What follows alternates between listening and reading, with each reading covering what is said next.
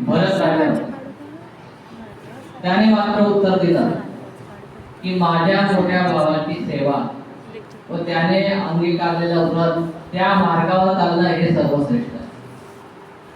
मला सांगायचा उद्देश हा की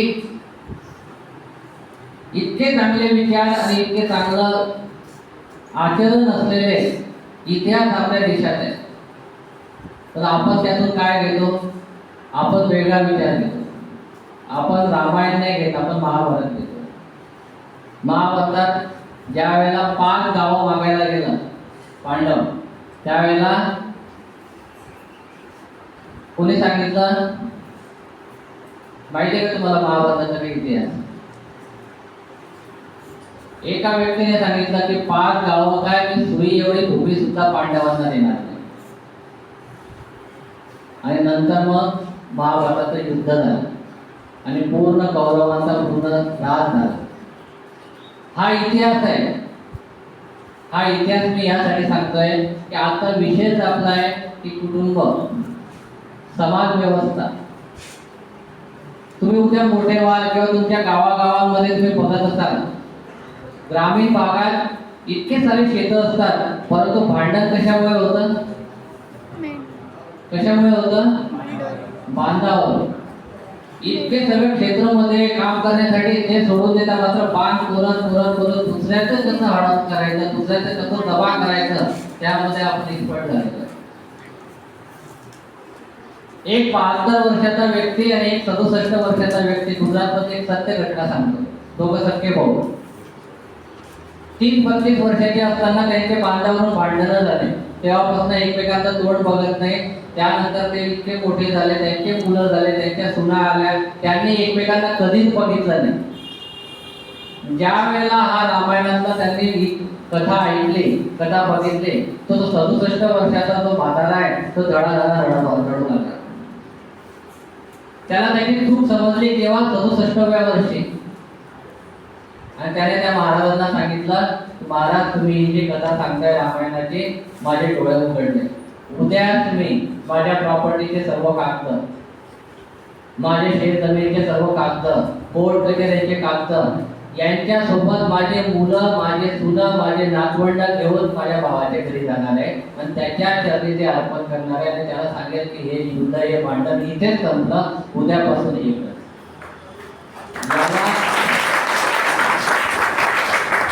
तर रामायणाची एक कथा ऐकून एखाद्या व्यक्तीच्या आयुष्यात इतका चांगला बदल होऊ शकतो, तर इतका दैदिप्यमान इतिहास आपल्या सोबत आहे, आपल्या देशाचा, आपल्या मातीचा. आपण भारताचे किती सजग नागरिक व्हायला हवे. कुटुंब व्यवस्था ही तुमच्यावर अवलंबून आहे, पालकांवर अवलंबून आहे. उदाहरण सांगतो, समजा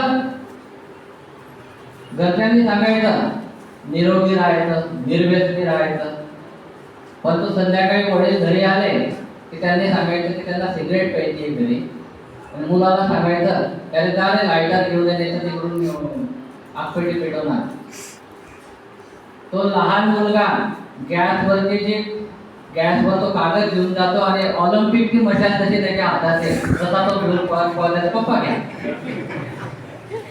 मला सांगा याच्याने संस्कार होणार आहेत का? म्हणून पालकांची सुद्धा तेवढी जबाबदारी आहे जेवढी विद्यार्थ्यांची आणि पालकांची. अजून एक कुटुंबासाठी एक चांगला किस्सा सांगतो. आपल्या संस्कृतीबद्दल तुम्हाला अभिमान वाटेल असा एक किस्सा सांगतो. शिवाजी महाराजांचा राज्याभिषेकाचा दिवस आहे. शिवाजी, संभाजी नव्हे तर संपूर्ण महाराष्ट्राचा सर्वात मोठा शत्रू जर असेल तर तो म्हणजे औरंगजेब. त्या औरंगजेबाला या महाराष्ट्राच्या मातीनेच काढलेला आहे. तर त्याने राज्य कसं बळकावलं होतं, राज्य कसं हस्तगत केलं होतं दिल्लीला माहिती आहे का? त्याने एकच काम केलं, राज्य मिळवण्यासाठी स्वतःच्या वडिलांना तुरुंगात टाकलं. मला वाटतं शहाजहान त्याचे वडील. शहाजहान स्वतःच्या वडिलांना तुरुंगात टाकलं आणि संपूर्ण दिवसभरात तो तो त्यांना खायला काय द्यायचा, अर्धी भाकरी आणि माठ होता पाण्याचा, तो अर्धाच भरलेला. उन्हाळ्याचे दिवस होते. शहाजहानने त्याच्या मुलीजवळ म्हणजे औरंगजेबाच्या बहिणीजवळ निरोप पाठवला कि आपके भैया को बोलिए खाने का ठीक है लेकिन बहुत धूप है, तो मटका अगर पूरा भर के देगा पानी का तो अच्छा होगा. म्हणजे पाणी पूर्ण द्या त्यांना प्यायला, माझं जीवन चांगलं जाईल. बहिणीने सांगितलं औरंगजेबाला. औरंगजेबाने निरोप धाडला त्याच्या बहिणीजवळ, आबा साहब से बोलो इतना है इतने ही काम चलाओ नहीं तो ये भी हटा दूंगा. म्हणजे अर्धा मटका पाणी देतोय ते अल्लाहचे शुक्रिया करा, नाहीतर ते सुद्धा पाणी तुमच्याकडून काढून घेईल. कुणाविषयी सांगतोय तो, स्वतःच्या वडिलांविषयी. असा प्रकारचा निरोप घेऊन औरंगजेबाची बहीण आणि शहाजहानची मुलगी शहाजहानकडे गेली तुरुंगात. शहाजहान ऐकून खिन्न होतो आणि त्याच्या मुलीला म्हणतो, हमने इस मिट्टी पे राज तो किया लेकिन इस मिट्टी को हम अपना नहीं पाए. मग तिला ते कळत नाही, क्या पुढे आवाजाला महिलेने मंडळी.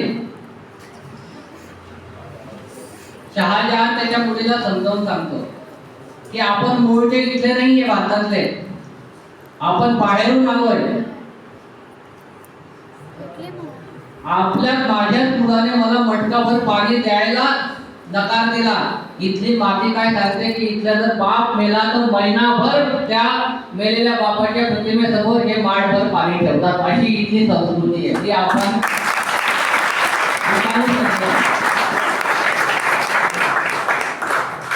अशी कुटुंब व्यवस्था, अशी चांगली संस्कृतीमध्ये आपण जन्म घेतला, अशा चांगल्या भूमीत, अशा चांगल्या राष्ट्रात, अशा चांगल्या राज्यात, याचा आपल्याला अभिमान वाटला पाहिजे. आपण काय करतो, आपण चुकीच्या गोष्टी कायम घेणार का? पर्यावरणाचा विषय घेतला, मला सांगा 1999 साली तर आम्ही आसाम, नागालँड, मणिपूर, त्रिपुरा या 7 राज्यांच्या दौऱ्यावर गेलो होतो 1 महिन्यासाठी. रेल्वे थांबायची, आमचे मित्र खाली उतरायचे, तिथे पाण्याची व्यवस्था असायची. रेल्वे स्टेशनवर पाणी भरायचं आणि पुढच्या प्रवासासाठी म्हणजे पुढच्या स्टेशन पर्यंत तेवढं पाणी पुरवायचं. 1999 साली आमच्या लक्षातही आलं नव्हतं की कधी अशी परिस्थिती येईल की त्यावेळेला विकत घ्यायचं असेल तर फक्त आम्ही चहा विकत घ्यायचो ट्रेनमध्ये. नंतर काळात बघा, आता 2024 ला कुणी गाडीच्या खाली उतरत नाही, पाणी विकलं जातं. फार काळ नाही गेलेला, आता तुम्ही चहा, कॉफी किंवा इतर वस्तू विकत कमी घेतात, परंतु पाणी जास्त विकत घेतात. त्याचं कारण असं आहे की आपण पर्यावरणासोबत केलेले बेईमानी. तर हे सगळे विषय खूप सारे आहेत सांगण्यासारखे, परंतु एक ITIचे विद्यार्थी म्हणून, एक उद्या भारताचे उज्ज्वल भविष्य म्हणून आपण एकच लक्षात ठेवायचं आहे की आपली जी संस्कृती आहे, आपली जी मातीची नाळ आहे, ती आपण कधीच सोडायची. मातीची नाळ कधी सोडायची नाही. त्याचे फक्त 2 उदाहरणं देईल. दुसरं उदाहरण जेव्हा ऐकाल तर मला माहिती आहे की मुलं इतक्या जोरात टाळ्या वाजवतील. पहिलं उदाहरण ते ऐकून घ्या शांततेने. पहिलं उदाहरण सत्य घटनेवर आहे, दुसरं उदाहरण त्याही पेक्षा सत्य घटनेवर. पहिली घटना सत्य याच्यासाठी म्हणतोय, लहान सत्य की ती ऐकू माहिती तुमच्यासाठी. आम्ही ज्या भागात राहतो त्या भागातील लोक येणं फार प्रगत आहे. प्रगत म्हणजे काय, त्यांना असं वाटतं शिक्षणाने प्रगत होतो, असं कधी होत. त्यांनी शिक्षण घेतलं, चांगली नोकरी केली, मुंबई पुण्यासारख्या, बेंगलोर सारख्या सिटीमध्ये गेले, काही परदेशात गेले. हे करताना त्यांनी एक काम केलं की आपल्या गावाजवळची जी शेती असते, आपल्या गावाकडची शेती किंवा आपल्या घरं, आता इथे काय यायचं या गावामध्ये, ती विकली आणि तिकडे मोठ्या शहरांमध्ये ते स्थायिक झाले. काळ मोठा विचित्र असतो, गोल गोल फिरत असतं काळाचा चक्र. कालांतराने त्यांची मुलं मोठी झाली, 14-15 वर्षाची मुलं 7वी, 8वी, 9वी मधले, इतिहासात, भूगोलात वगैरे असं त्यांना आपल्या जीवशास्त्राच्या पुस्तकात या सगळ्या गोष्टी, शेती, चारा, भुईमुगाच्या शेती, या सगळ्या गोष्टी आल्या. त्या मुलांना जर विचारलं भुईमुगाची शेत कुठे लागते, तिथे म्हणजे झाडाच्या वर लागते. आता तुम्हाला गंमत वाटते का, तुम्ही ग्रामीण भागातले, तुम्हाला सगळ्या गोष्टी माहिती आहे. परंतु ज्या मोठ्या शहरात ज्यांनी कधी शेत बघितलं नाही, ज्यांनी कधी बैलगाडी बघितली नाही, ज्यांनी कधी गाय म्हैस बघितली, फक्त चित्रात बघितली आहे, त्यांची गोष्ट सांगतो. मग त्यांच्या आई वडिलांना त्याची जाणीव झाली, अरे आपण हे काय केलं. मग त्यासाठी मुंबई पुणे हायवे एक्सप्रेस वेवर आजूबाजूला फार्म हाऊस विकसित झाले. त्या फार्म हाऊस मध्ये काय काम आहे, कशाचे पैसे देतात माहिती का लोक? त्या फार्म हाऊस मध्ये काहीच नाही, तिथे शेती आहे, बैलगाडी आहे, बैल आहे, म्हशी आहे, गाई आहे, आणि हे लहान लहान मुलं, त्यांना वैरण नव्हतं. तिथे भुईमुगाची शेती बघतात, तिथे ऊसाची शेती बघतात, म्हणजे ते शेती बघण्याचे ते पैसे देतात. मला एक सांगा, तुम्ही किती नशीबवान आहे, तुम्ही त्या शेतांमध्ये दररोज फिरता.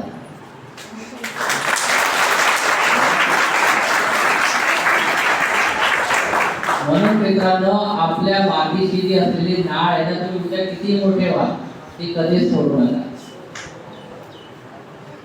आणि दुसरं उदाहरण सांगतो आणि इथे थांबतो.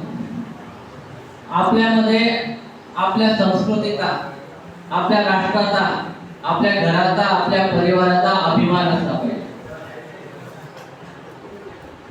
आता ज्या लोकांना आपल्या घराविषयी, आई वडिलांविषयी अजिबात प्रेम नाही, त्यांना मी ही गोष्ट मुळीच सांगणार नाही, त्यांनी ऐकायचीच नाही. सरांनी जसं सांगितलं होतं, त्या पोवाड्यामध्ये वर्णन होतं की शिवाजी महाराजांना कट कारस्थान करून औरंगजेबाने कैद केलं आग्र्याला. शिवाजी महाराजांसोबत 6, 7, 8 वर्षाचा संभाजी सुद्धा होता. औरंगजेबाला वाटलं की आता हा लहान मुलगा आहे, याला थोडंसं विरंगुळा पाहिजे, म्हणून त्यांनी काय केलं, हत्ती भेट दिला त्याला. हत्ती सोबत खेळत राहील याचं मन लागेल. औरंगजेबाचा एक सरदार होता, त्याचं नाव होतं दिलेर खान. दिलेर खानाने लहानशा संभाजीची गंमत घ्यायचं ठरवलं.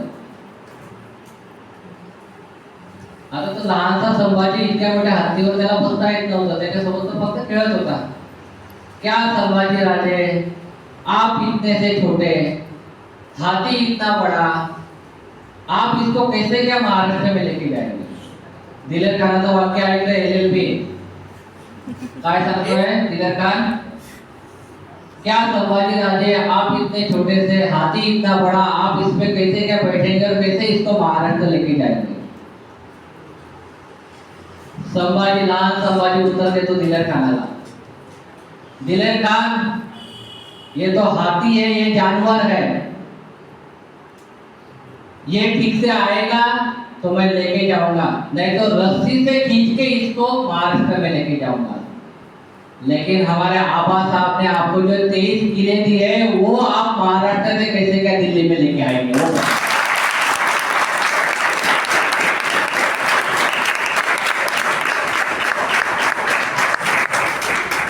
सांगितलं पाहिजे, जोरात टाळ्या वाजतील. आपलं लेक्चर युट्यूबवर आपण फेमस होतो.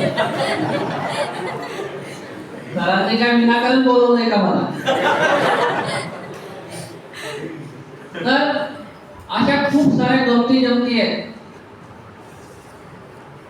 जे व्यक्ती आपल्या इतिहास वाचत नाही, लोक म्हणतात ना इतिहास वाचून काय करायचं, ते इतिहास कधीच घडवू शकत नाही. इतिहासापासून शिकायचं असतं.